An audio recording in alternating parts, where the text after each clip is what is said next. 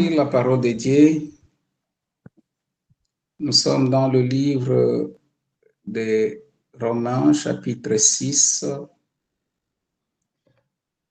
Je vais lire un peu en sautant. On va lire le chapitre 1, le verset 1, verset 2 à 3, et puis je vais sauter. Romains, chapitre 6, verset 1. Que dire maintenant? Persisterons-nous dans le péché pour que la grâce abonde? Loin de là, puisque nous sommes morts pour le péché, comment pourrions-nous vivre encore dans le péché? Comment pourrions-nous vivre encore dans le péché? Ne savez-vous pas que nous qui avons été baptisés pour Jésus-Christ, c'est en relation avec sa mort que nous avons été baptisés? On va sauter, on va lire le verset 13. Ne mettez pas vos membres et organes à la disposition du péché comme des armes au service du mal. Mais puisque vous étiez morts et que vous êtes maintenant vivants, offrez-vous même à Dieu et mettez les membres et organes de votre corps à sa disposition comme des instruments pour faire ce qui est juste. Nous allons compléter avec notre passage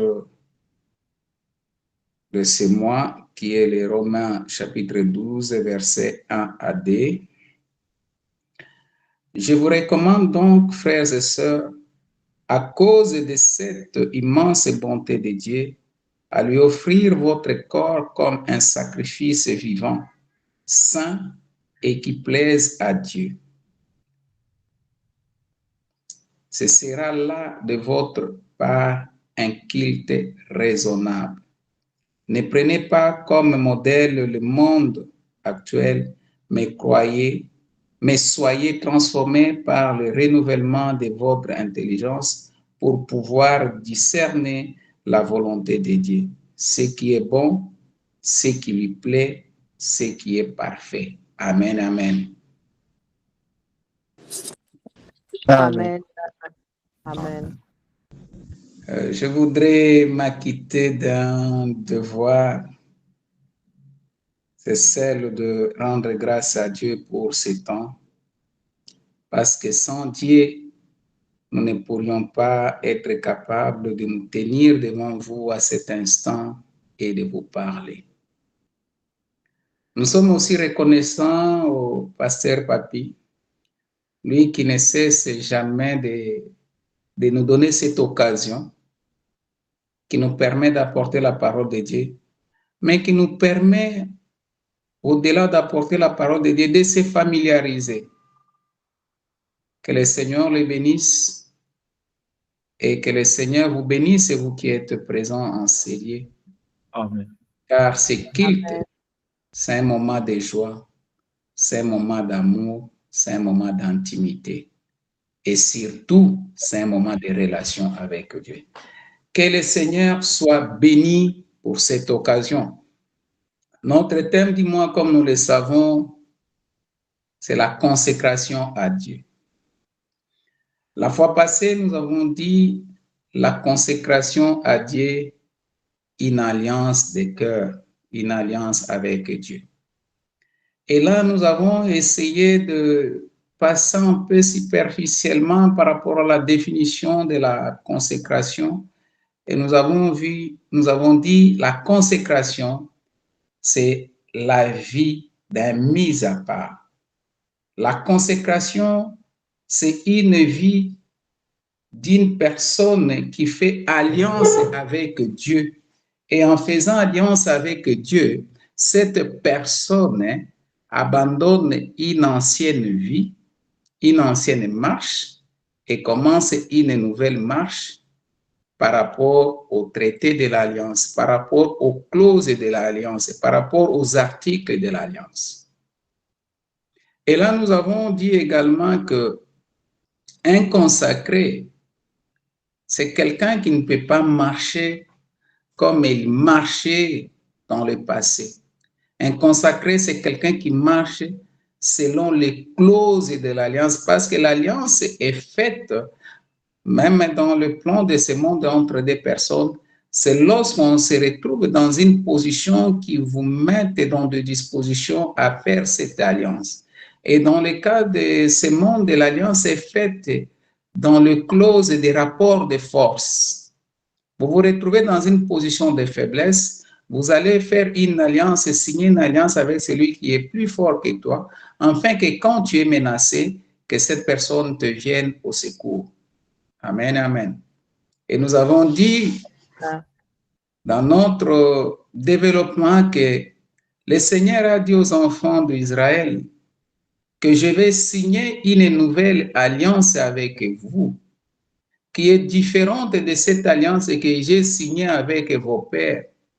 Car cette alliance que j'avais signée avec eux, c'était une alliance de le faire sortir de l'Égypte, de les faire sortir de l'esclavagisme, et que je devrais demeurer leur maître. Mais malheureusement, vos pères n'ont pas respecté les clauses de cette alliance. Bien que je demeurais leur maître, mais ils ont fait ce qui n'était pas prévu dans cette alliance. Mais avec vous, la nouvelle alliance que je vais faire avec vous, c'est de déposer ma parole dans vos cœurs. C'est de sceller ma parole dans vos cœurs, de sorte que partout où vous vous retrouverez, vous ne serez plus obligé d'attendre que quelqu'un vienne te rappeler l'alliance, que quelqu'un vienne te rappeler les clauses de l'alliance, parce que les clauses de cette alliance seront gravées dans vos cœurs. C'est la nouvelle alliance que le Seigneur voulait faire avec les enfants d'Israël. Et cette nouvelle alliance dont la parole devrait être scellée dans le cœur des enfants d'Israël, c'était la manière de leur dire, je veux que vous puissiez vous consacrer à moi. Je veux que tout ce que vous devez faire doit être pour ma gloire et non pour votre gloire. Doit être pour mon élévation, mon adoration et non pour les choses de ce monde, ni l'intelligence de ce monde. Amen, amen. Amen. Et aujourd'hui, je voulais ajouter quelque chose par là.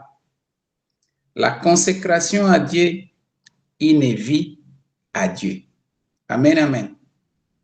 Amen, amen, La amen. consécration à Dieu, une vie à Dieu. Amen. Pourquoi la consécration à Dieu doit être une vie à Dieu? Parce que nous avons défini la consécration comme un mise à part. Le Seigneur veut que tu sois mis à part pour lui. Il ne veut pas que tu sois un mis à part pour le monde. Il ne veut pas que tu sois un mis à part pour toi-même. Il veut que tu sois un mis à part pour lui. Voilà pourquoi la fois passée, nous avons dit, cette alliance, ce n'est pas une alliance que l'homme fait avec Dieu, mais c'est une alliance que Dieu fait avec toi. Parce que Dieu veut que toi, tu sois mis à part pour lui. C'est dans son amour qu'il vient te chercher. C'est dans son amour qu'il vient te trouver là où tu es. Et c'est celui qui te dit, je te consacre comme mon serviteur. Je te consacre comme mon enfant. Je te consacre pour que tu sois mis à part pour moi et non pour le monde. Amen, amen. Voilà pourquoi dans le livre de Romains chapitre 6, la Bible dit, au verset 2, la Bible dit, loin de là, Paul est en train de parler par rapport au péché. Il dit, loin de là, puisque nous sommes morts pour le péché, comment pourrions-nous vivre encore dans le péché? La vie d'un consacré, la vie d'un mis à part, c'est une vie qui est différente de la vie de ceux qui sont dans ce monde. Ceux qui sont dans ce monde vivent selon la pensée de ce monde, vivent selon le voie de ce monde, vivent dans le péché, vivent dans l'incrédulité, vivent dans tout ce qui peuvent les opposer à Dieu, à tout ce qui peuvent les éloigner à Dieu. Mais ici, la parole de Dieu est en train de nous dire, nous sommes morts Pas pour que nous puissions vivre encore dans le péché, mais pour que nous puissions vivre loin de péché. Quand le Seigneur te consacre, il te consacre pour lui, parce qu'il est un Dieu saint. Et celui qui est consacré doit vivre dans la sainteté, doit vivre dans la sanctification, doit vivre au-delà des péchés, doit vivre au-delà des pensées des hommes. Si tu es consacré et que tu continues à vivre selon les pensées de ce monde, tu n'es pas encore consacré. Parce que Christ, en donnant sa vie sur la croix, il s'est livré lui-même pour que ta vie soit différente, que tu aies une vie d'avant et une vie d'après, que tu aies une vision d'avant et une vision d'après. Amen, amen. Amen. La vie de la consécration, c'est une vie où Dieu lui-même, si nous rentrons dans l'Ancien Testament, il a consacré toute une nation pour que cette nation puisse le servir. Il a voulu que le peuple d'Israël, la nation d'Israël, soit une nation consacrée. Mais cette nation n'a pas obéi à la parole de Dieu. Voilà pourquoi Dieu est allé même en dehors de la nation. Il s'est choisi une tribu. Parce qu'il a vu cette nation n'obéissait pas. Il s'est choisi une tribu. Au-delà de la tribu, il s'est choisi une famille. Il a choisi la tribu de Lévite. Mais dans la tribu de Lévite, il a choisi la famille d'Aaron. Parce qu'il voulait qu'il y ait des gens qui soient consacrés pour lui et pour son service et rien que pour lui. Est-ce que ce soir, tu peux faire partir de cette famille que le Seigneur s'est choisie? Tu peux être cette vie que le Seigneur s'est choisie pour qu'elle se consacre à lui. Si c'est le cas pour toi, mon frère, si c'est le cas pour toi, ma soeur, que le Seigneur soit béni ce matin. Amen. Que le Seigneur soit béni ce matin. Amen. Et lorsque nous rentrons dans l'Ancien Testament, on verra que la vie de la consécration n'était plus réservée à tout le monde, était réservée uniquement à cette famille d'Aaron. Et lorsque quelqu'un pouvait mener une vie de consécration qui ne faisait pas partie de cette famille, il était condamné de mort. Mais aujourd'hui, je te dis, la nouvelle alliance que le Seigneur, la nouvelle vie de consécration que le Seigneur veut de toi, ne te limite plus. Ne choisis plus une famille, ne choisis plus une tribu, ne choisis plus une nation.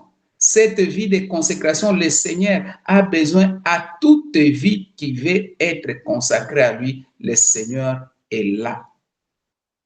Amen. Si pour toi, tu étais en train de penser encore que la vie de consécration était réservée seulement aux pasteurs, la vie de consécration était réservée seulement aux ouvriers, je te dis, pour le Seigneur, que tu sois pasteur, que tu sois ouvrier, pour le Seigneur, il voit la vie qui lui est donnée, le cœur qui lui est donné. La personne qui se laisse conduire selon le voie de Dieu. La personne qui se livre à lui-même. Amen, amen. Amen. Amen. La personne qui se livre à Dieu pour que Dieu puisse l'utiliser. Parce que tu es un ouvrier, tu es un enfant. Tu ouvres cette voie, la voie la plus grande pour tout le monde aujourd'hui. Elle n'est plus réservée comme dans l'Ancien Testament, que toute personne ne pouvait pas entrer en contact avec Dieu. Toute personne ne pouvait pas servir Dieu. Toute personne ne pouvait pas arriver à un certain niveau, à un lieu saint, à un lieu très saint. Aujourd'hui, il fait de toute personne son serviteur, de toute personne son enfant. Pourquoi refuses-tu cette grâce que le Seigneur te fait? Pourquoi ne veux-tu appliquer, exercer, accepter cet appel de consécration? Pourquoi ne veux-tu pas? Qu'est-ce qui t'empêche encore? C'est la vie de péché, mon frère. C'est la vie de péché, ma soeur. C'est la vie liée aux choses de ce monde, mon frère, ma soeur. Car ces choses passeront. Mais la voix de Dieu, la parole de Dieu, la vie éternelle est toujours éternelle. Permettez-moi cette tautologie. Les choses que nous avons ici, ces temps de prière que nous avons ici, un jour passera. Et d'ailleurs, quand tu meurs, tu n'as plus le temps d'être avec nous enseignés. Des fois, il y a des personnes, même s'il n'est pas mort, il est très malade. Malgré sa volonté, il n'a pas le temps de se réunir ensemble.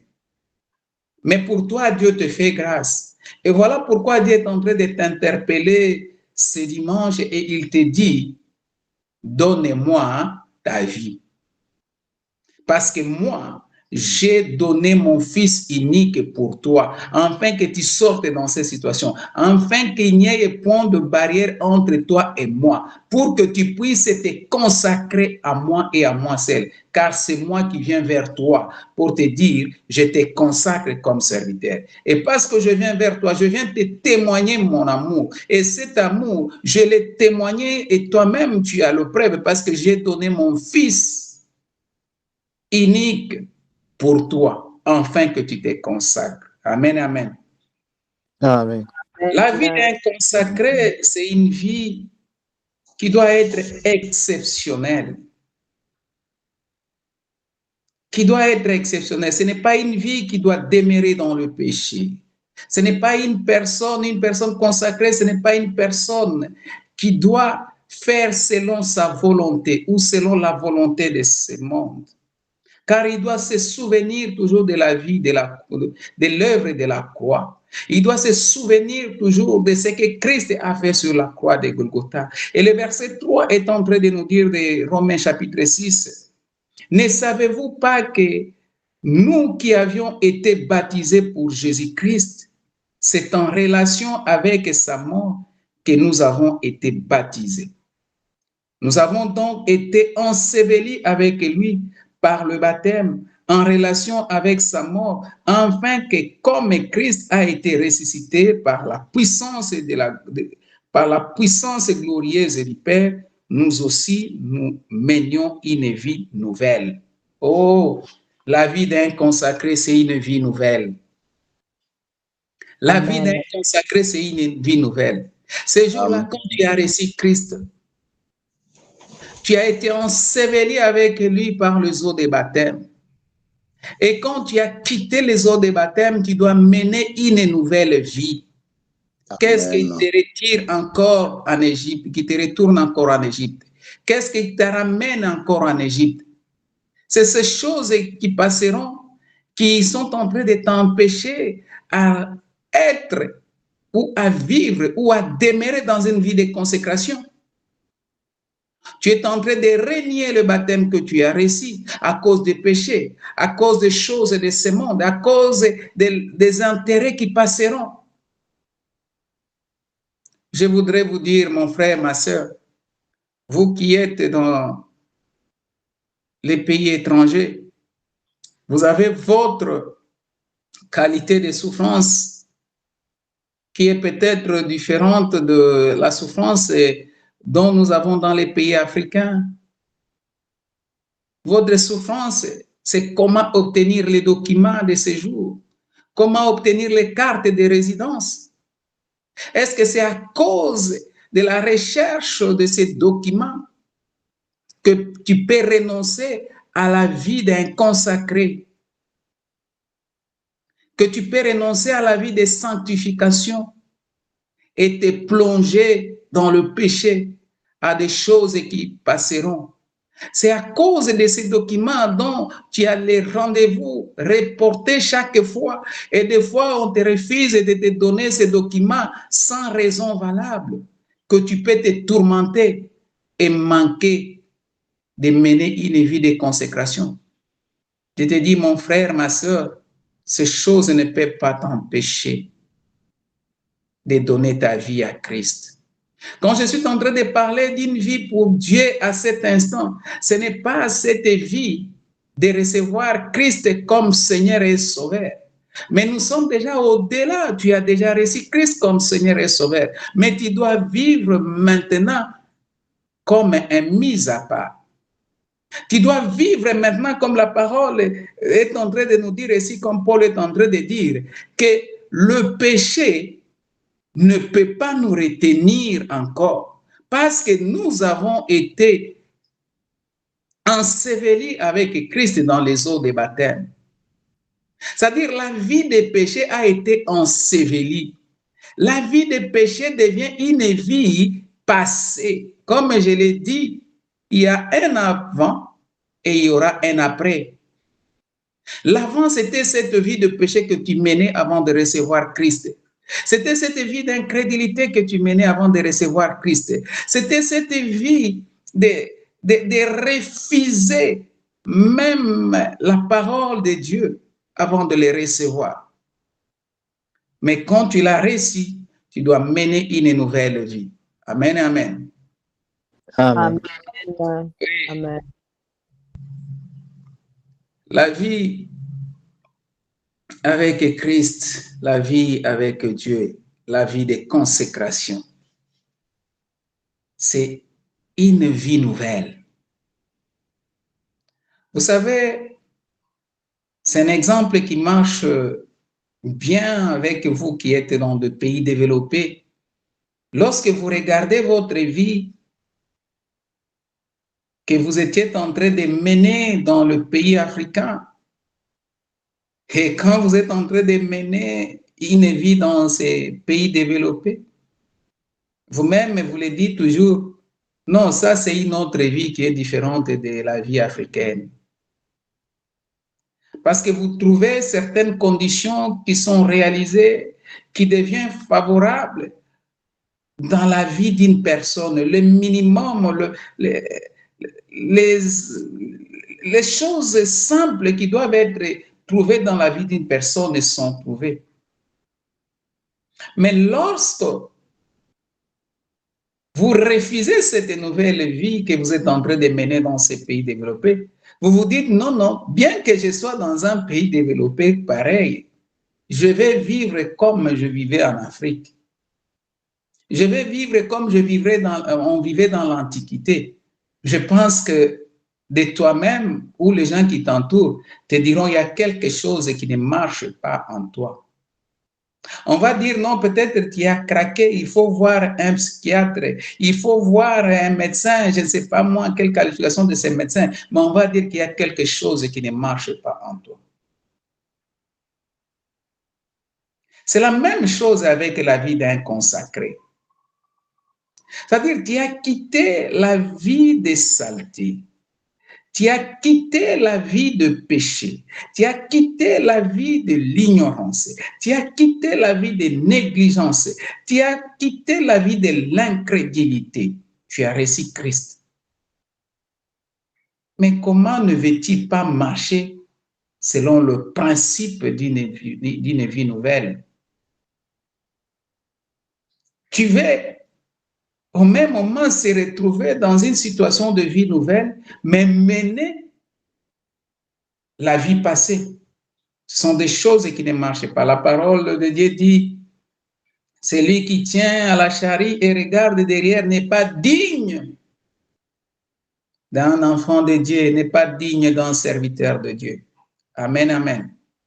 Je voudrais que ce soit, je voudrais que ce matin, je m'excuse, je voudrais que ce matin, que tu puisses regarder ta vie.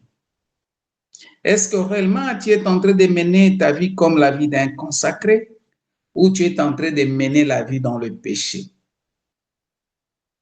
Le plus souvent, je me fais cette grâce-là de côtoyer un peu plus la plupart des pays. Que le Seigneur soit béni. Mais il y a des gens qui oublient la vie d'un enfant de Dieu, la vie d'un consacré. Tu as été consacré pour Dieu. Tu n'as pas été consacré pour les hommes. C'est Dieu qui t'a consacré à son service. Ce n'est pas toi qui t'es consacré. Donc, tu es dans l'obligation de faire ce que Dieu veut et non de faire ce que toi tu veux. Et tu es dans l'obligation partout où tu te retrouves de marcher selon la voie de Dieu, de marcher selon le principe de Dieu, de marcher selon le clause de cette nouvelle vie que tu dois mener, qui est une vie donnée à Dieu. Parce que ta vie ne t'appartient pas, ta vie appartient à Dieu. Et c'est Dieu qui doit orienter ta marche. C'est Dieu qui doit te conduire dans tout ce que tu fais. Et le plus souvent, quand on se déplace, comme je le disais, je trouve des gens, il était dans un pays, il était en train de prier parce qu'il y avait une situation de souffrance. Mais dès que la souffrance se termine, la vie de consécration se termine. Non, mon frère, non, ma sœur. Un consacré n'a pas un temps. Un consacré est consacré pour toujours. Dans la souffrance, dans le bonheur, dans l'abondance, il demeure consacré parce qu'il a donné sa vie à Dieu. Et il est devenu enfant de Dieu. Il doit marcher selon la parole qui a été scellée dans son cœur, la parole qui a été déposée dans son cœur. Il n'est pas question, tu es au Canada, tu pries, mais tu te retrouves aux États-Unis, tu abandonnes la vie de prière. Tu es au Canada, tu te consacres, tu ne veux pas tomber dans le péché. C'est toi qui es en train d'apporter la parole aux autres, de réconforter aux autres, d'exhorter les autres à ne pas pécher. Mais tu te retrouves en Angleterre, c'est toi qui deviens la personne qui ne veut plus écouter la parole de la vie éternelle. La vie d'un consacré n'a pas un problème de milliers. La vie d'un consacré n'a pas un problème d'endroit. La vie d'un consacré, c'est la vie qu'il mène, quels que soient les lieux, quels que soient les milliers qu'il se retrouve. Amen. Amen. Qu'il soit connu, qu'il ne soit pas connu, il sait que mon Seigneur est avec moi et je dois marcher conformément à sa parole. Frère Patrice, pour ceux qui le connaissent, il a même chanté. Tu es au Congo, tu pries. Tu es en train de prier au Congo parce que tu es en train de vivre une vie de souffrance. Tu ne pries pas parce que tu connais Christ. Tu ne pries pas parce que tu es consacré. Tu ne pries pas parce que tu veux marcher dans une vie de mise à part. Mais tu es en train de prier une prière d'occasion, une consécration d'occasion. C'est à cause de la souffrance, tu te fais consacrer temporairement. Après la souffrance, tu dis pour moi, c'est fini. La vie d'un consacré n'est pas comme cela. C'est une vie donnée à Dieu. Ce qui est donné à Dieu ne peut plus être arraché. Ce qui est donné à Dieu demeure à Dieu. Car personne n'a plus le pouvoir de prendre ce qui est entre les mains de Dieu. La Bible dit, qui arrachera ce qui est entre les mains de Dieu? Mon frère, ma soeur, veux-tu arracher ce qui est entre les mains de Dieu? C'est que tu n'as jamais donné cette vie à Dieu. Tu as toujours fait un semblant de donner cette vie à Dieu. Voilà pourquoi ce matin, je te rappelle, si cela est ton cas, revois ta vie et reconsacre-toi. Dis à Dieu, Seigneur, c'était pour une occasion. Mais la parole d'aujourd'hui, c'est une parole qui m'a été adressée. Je vais donner ma vie à toi pour toujours et non pour une circonstance. Amen, amen. Amen. Amen. Le verset 13, je vais chuter par là parce qu'on va prier, je ne vais pas déborder. Je sais qu'il y a encore à peu près 1 heure de temps, mais je ne vais pas beaucoup déborder. Je vais commenter sur le verset 13. Et puis on va rentrer dans notre passage de ce mois. La Bible dit, je commence au verset 12, et la Bible dit que le péché n'exerce donc plus sa domination sur votre corps mortel pour vous soumettre à ses désirs. Oh, gloire à Dieu. Gloire à Dieu. Car c'est la parole de Dieu qui est en train de nous dire que le péché n'exerce plus sa force sur notre corps mortel. Là, on ne parle même pas de notre esprit. L'apôtre Paul est en train de parler par rapport à la vie que nous sommes en train de mener sur cette terre, telle que nous sommes là en train de nous voir. Nous sommes là en train de marcher, nous sommes là en train de faire tout ce que nous pouvons faire. Que le péché n'ait plus la force sur nous. Même si le péché se tient devant toi, la parole de Dieu est là. Rappelle-toi à cette parole de Dieu que le péché n'ait plus la force sur moi. Amen. Amen. Il sait que le corps a besoin de désirs.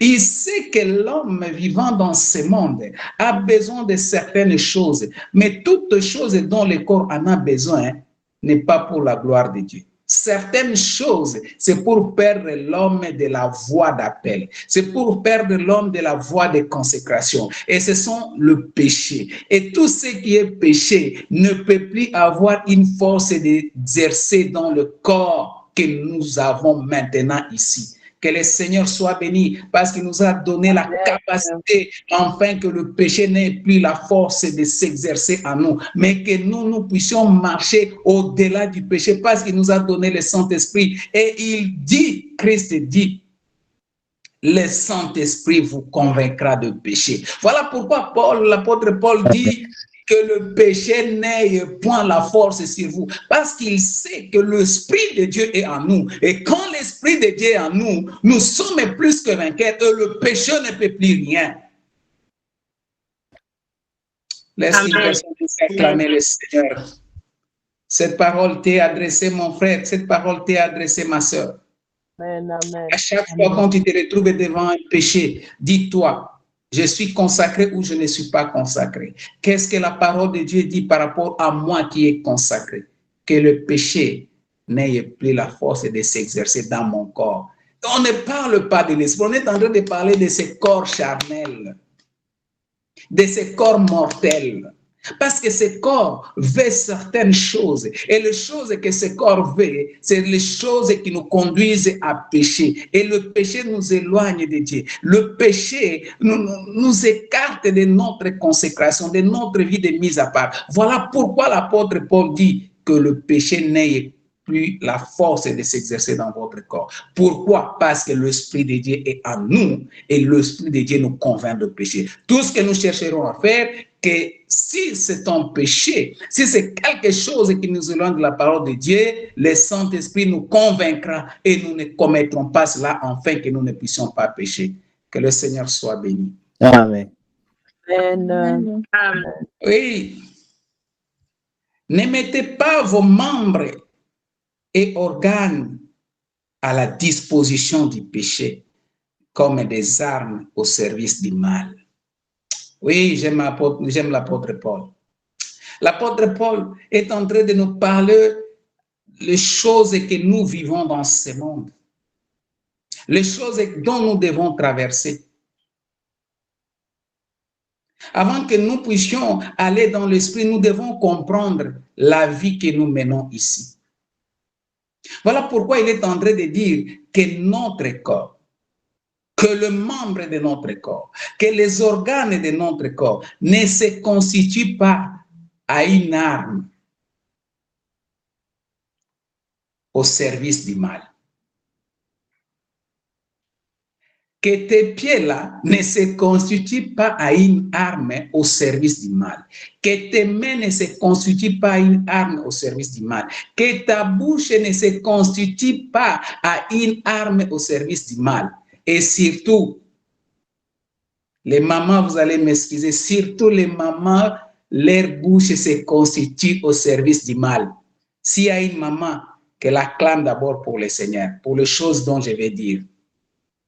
Que le Seigneur soit béni parce qu'il y a une maman qui acclame.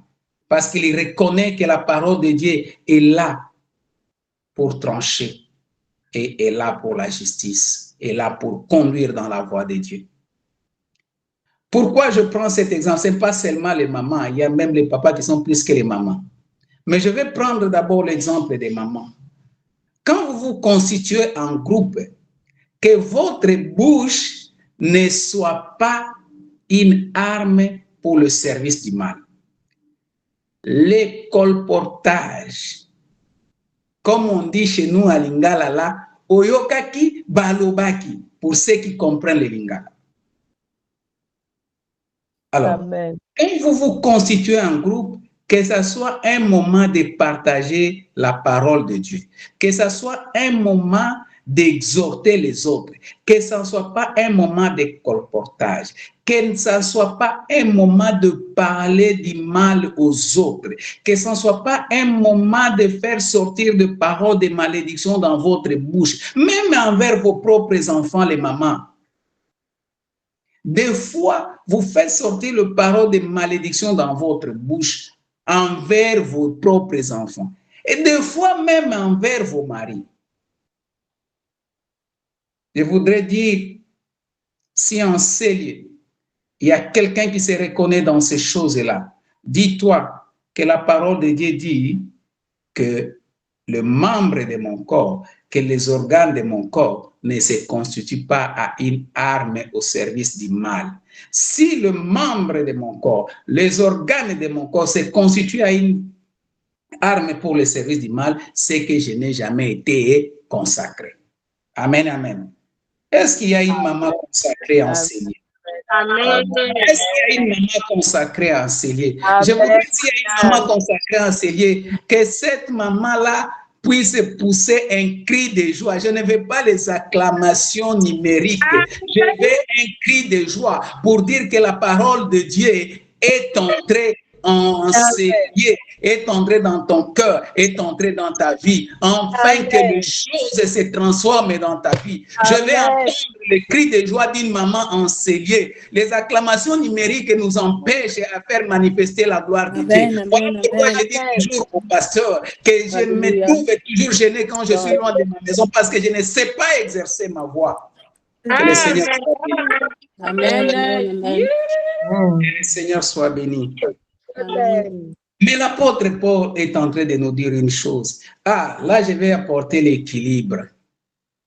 Je vais apporter l'équilibre aussi pour les papas.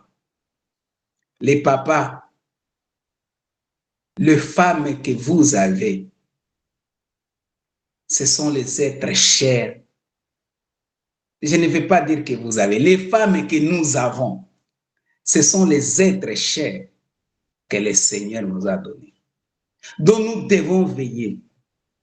Ce sont des fleurs que nous devons arroser. Nos paroles, quel que soit leur état de colère, nos paroles doivent être les paroles qui les apaisent, qui le remettent dans la présence de Dieu. C'est de cette manière-là que nous aussi nous dirons que nous sommes en train de vivre la vie d'un consacré. Amen, amen. Que le Seigneur soit béni, parce qu'il y a un papa qui comprend. Cette femme-là, tu ne l'as pas achetée parce que tu n'as pas l'argent d'acheter une personne. Ce n'est qu'un symbole que tu as donné par rapport aux cultures africaines. Mais cette femme-là, c'est un don, c'est une grâce, c'est une bénédiction que Dieu a mis à tes côtés. Voilà pourquoi toutes tes paroles doivent être pour la bénédiction de cet être cher que le Seigneur t'a donné. La vie de consécration, ce n'est pas la vie imaginaire, c'est une vie que nous menons ici sur terre dans ces corps mortels. Ce n'est pas une vie totalement spirituelle, mais c'est une vie spirituelle, mais qui est en train de s'exercer d'abord dans ces corps mortuels. Voilà pourquoi nous ne pouvons pas léser ni nos femmes, ni nos enfants, mais que nous soyons la première personne à apporter une parole d'exhortation, une parole d'amour, une parole de paix, conformément à la parole de Dieu. Et c'est de cette manière-là que nous également, nous marcherons dans la vie d'un mis à part. La vie de consécration, c'est une vie donnée à Dieu. Celui qui donne sa vie à Dieu n'a plus de colère. Et même si tu t'énerves, à la minute qui suit, tu pardonnes et tu oublies. Laissez-moi ouvrir une parenthèse. Je ne sais pas pourquoi le Seigneur veut que j'ouvre cette parenthèse. La parenthèse que je suis en train d'ouvrir ici concerne souvent dans les familles et même dans l'amitié. Quand quelqu'un t'a fait du mal et que tu as dit que j'ai pardonné, ce n'est pas le pardon des lèvres. Le pardon, c'est la capacité de se rappeler d'une chose qui t'avait fait très mal. Et quand tu te rappelles de la chose, ça te fait plus mal. C'est ça, oublier. Parce que la mémoire de l'homme n'oubliera jamais. Tu es là, tu te rappelles même des choses que tu as fait à 5 ans, 6 ans, 7 ans, 10 ans. Mais aujourd'hui, certaines choses te font mal ou ne te font plus mal. Alors, s'il y a les choses qui te font mal jusqu'à ce jour, c'est que tu n'as jamais pardonné. Tout ce que tu avais pardonné, ce sont ces choses-là, quand tu te rappelles, ça te fait plus mal. C'est la vie que nous devons mener en tant que les consacrés, en tant que le mis à part, en tant que les personnes qui ont donné leur vie à Dieu. Parce que Dieu nous pardonne et quand il nous a pardonné, il ne se rappelle plus de nos péchés, quel que soit ce que nous avons fait. Amen, amen. Amen, amen. Paul continue à dire, il dit, mais puisque vous étiez morts et que vous êtes maintenant vivants, offrez-vous vous-même. Offrez-vous vous-même. Il n'a pas dit, offrez-vous les autres. Que vous-même, vous puissiez vous offrir à Dieu. Et mettez les membres, ces mêmes organes qui étaient constitués aux armes du mal, mais il nous demande maintenant de mettre ces membres et organes de votre corps à sa disposition comme les instruments pour faire ce qui est juste. Si nos membres, nos organes étaient mis à la disposition dans les services du mal, maintenant, aujourd'hui, la parole de Dieu nous demande de mettre nos membres et nos organes à la disposition de Dieu comme instrument pour faire ce qui est juste. Un consacré, c'est quelqu'un qui ne marche pas dans la justice. Un consacré, c'est quelqu'un qui ne marche pas dans la paix près. Un consacré, c'est quelqu'un qui ne marche pas en dehors de Dieu. Un consacré, c'est quelqu'un qui prend sa vie, qui donne à Dieu. Et quelqu'un qui a donné sa vie à Dieu, il marche selon le principe de Dieu. Amen, amen. Je vais vous donner un autre exemple, vous qui êtes dans les pays développés. La majorité de nous tous là, quand nous étions dans nos pays en Afrique, on jetait la saleté partout. Mais aujourd'hui, tel que tu es là, impossible que ta bouteille, que tu as bu de l'eau ou bien les jus, que tu les jettes en cours de route n'importe comment. Impossible. Parce que tu trouves les normes de la vie qui est dans cette ville est différente, est totalement différente, contraire à la vie que tu mènes en Afrique. Si je peux prendre l'exemple de mon pays et de ma capitale, Kinshasa, tu vois quelqu'un, même une personne vêtue, une personne honorable, responsable, il prend son jus ou bien sa bouteille d'eau parce qu'il fait chaud dans un véhicule, une très très bonne voiture. Il termine à boire de l'eau dans la route, il baisse sa vitre, il jette. Parce que c'est la vie de désordre. Il se retrouve dans une ville de désordre. Et il trouve que ça, c'est normal. Mais la même personne, lorsqu'il se déplace, il ne peut pas le faire. Et même s'il trouve que ce n'est pas lui qui a habillé, peut-être c'est un petit enfant qui a fait tomber cette bouteille-là, il va ramasser pour aller jeter dans la poubelle. C'est ça la vie d'un consacré. Un consacré, c'est quelqu'un qui regarde la vie qu'il menait avant. Il dit, cette vie, ce n'est pas la vie de mon maître. Cette voie, ce n'est pas la voie de mon maître. Ces clauses ne sont pas les clauses de mon maître, ne sont pas les clauses de notre alliance. Mais la voie de mon maître, le clause de notre alliance avec mon maître, la vie que j'ai donnée à mon maître, c'est cette vie-là de ne plus trouver ce qui est mal comme normal, de ne plus rentrer, manger aux choses que j'ai vomi, quelles que soient les conditions dans lesquelles je me retrouve. Je ne le ferai plus jamais. Que le Seigneur soit béni parce que tu as compris. Amen. Amen. Pourquoi je te demande ce soir que tu consacres ta vie à Christ, que tu donnes ta vie à Christ. Je ne parle pas de donner la vie, de le recevoir. Je parle de donner la vie, de marcher avec lui parce que tu l'as déjà reçu. La consécration ne se fait pas avant de recevoir Christ. La consécration, tu dois d'abord le recevoir. Tu dois d'abord le connaître. Tu dois d'abord l'accepter. C'est quand tu l'acceptes que tu te consacres. Voilà pourquoi tu dois donner ta vie en tant qu'un consacré. Regarde ta vie. Dans les clauses signées avec Dieu, dans cette alliance de cœur, ces articles,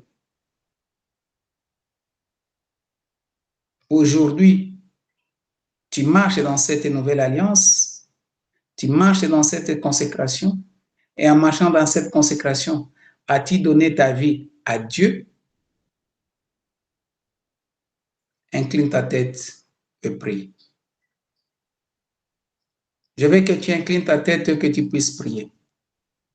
C'est toi qui te connais mieux.